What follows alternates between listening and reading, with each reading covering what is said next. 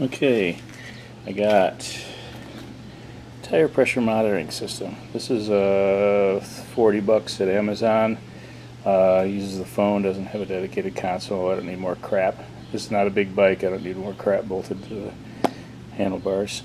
I haven't seen anybody actually. Everybody's been showing this stuff, which I'll do too, but nobody's done any real view of how the app works, so I'm going to try to do that. There's two of these things and a tool and a couple of locking nuts and a wrench to tighten the locking nuts. The one thing that I thought was not exactly obvious in the instructions was how to get to the battery, and I don't think anybody that I saw covered this either. This is the side of the tool that you use to screw the thing on and lock it up against the lock nut. But in order to get to the battery, you actually have to pop this ring off of this side, and that exposes this little splined edge. And then the other side of the tool engages with that. And then you can unscrew that bit, which is O-ring sealed, and there's the battery. It's on the back side there. It's a little bit of an odd size. No idea. I think I read something that said the expected lifetime on those is 2 years, so I guess if you hope for a year, you're probably not far off, given how battery ratings go. There's a couple of little notches here that need to line up properly to pop that back in again. Okay, so gotta do here is obviously remove that cap, get one of these tension nuts, spin that on, and then this front wheel here.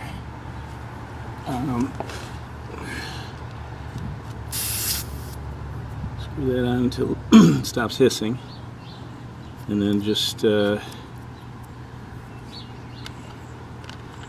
we get this wrench and this tool and tighten that jam nut up against the thing. That should do it. The front wheel, and I'll just go ahead and do the rear wheel. There's a code to read to get the app installed. I'm assuming that people can install apps.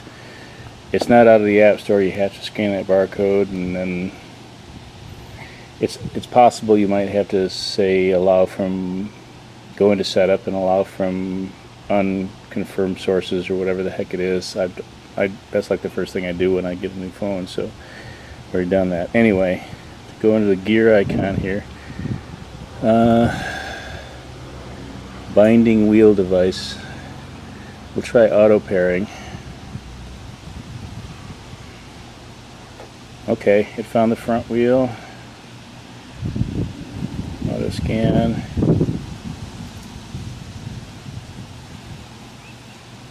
I'm sure these things don't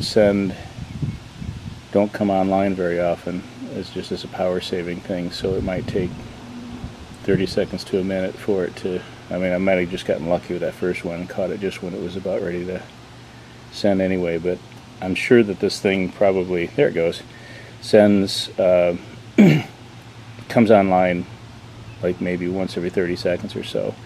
Otherwise they'd go through batteries in a week. Alright, if that doesn't work, the manual pairing thing, the option for that is it has in the manual here a couple little, a barcode sticker that you can scan to manually pair if the auto pairing doesn't work. But it seems like it worked. And go back here. Okay, I got 40 psi in the back and 37 psi in the front. That's just about perfect for this bike. 33, 34C. Yeah, it's a little warm today. And I'm going to set, let's see, pressure alarm upper limit on the front wheel 43 psi, lower limit 21. Well, let's say Gosh, it only goes up to 29. Alright, well, the lower limit on this app, the lower limit goes from 17 to 29. So the soonest you can have it alarm you is at 29 psi. The upper limit goes from 29 up to 58. So yeah, 44 psi. So if it goes below 29 or above 44 on the front, and the upper one, the rear tire goes to like 40 psi, so I'm going to set that at say 46 psi. So alarm voice, I don't know what the alarm voice sounds like. Anyway, okay, temperature alarm limit 70 C, that seems reasonable. I don't know how to test this for like what happens if the pressure goes too low. I guess I could just let some pressure out of the tire and see what happens. I think I'll try that. Okay, I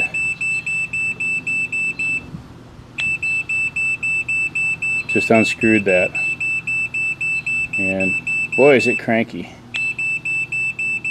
Imagine it's going to do that in my ear when I'm going down the road. So I can't really see it here, but the front wheel is red. It says 0 psi. I don't hear a voice. What happens if alarm vibration, alarm voice?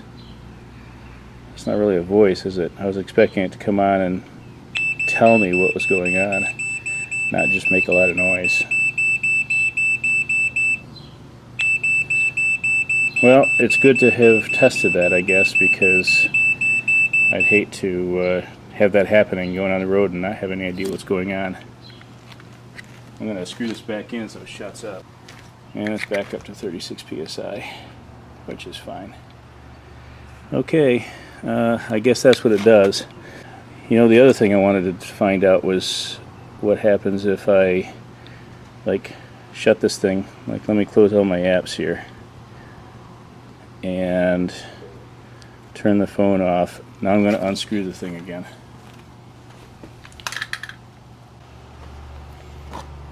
Okay, it's unscrewed. There it is.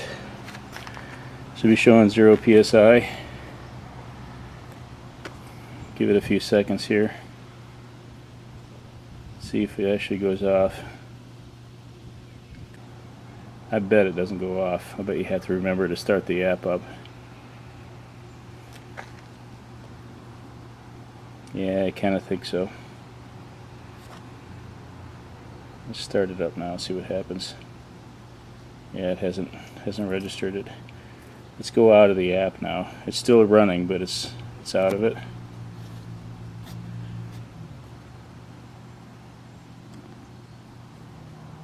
Not sure whether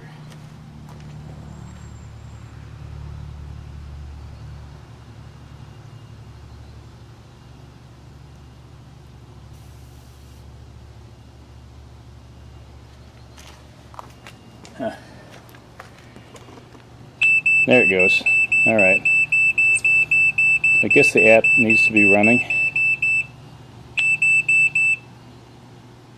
Yeah. Okay. So you kind of need to remember to have that app running.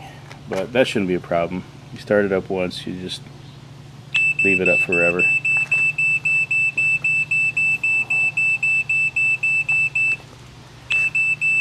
You just do need... It's 36. You can shut up now.